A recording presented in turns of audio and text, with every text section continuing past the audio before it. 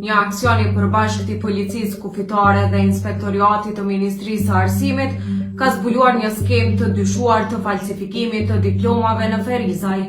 Burimet të sinjalit bëjnë me dije se më 7 maj me urdhër të prokurorisë themelore në Ferizaj, hetuesit kanë bastisur institucionin privat Aba Professional School pas dyshimeve se aty lëshoheshin diploma të falsifikuara të shkollave profesionale.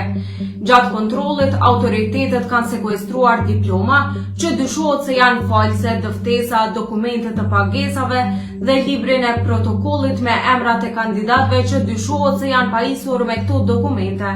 Pas verifikimeve në teren, inspektoriati i Mashtit ka marrë vendim për mbylljen e institucionit dhe ndërprerjen e aktivitetit të tij.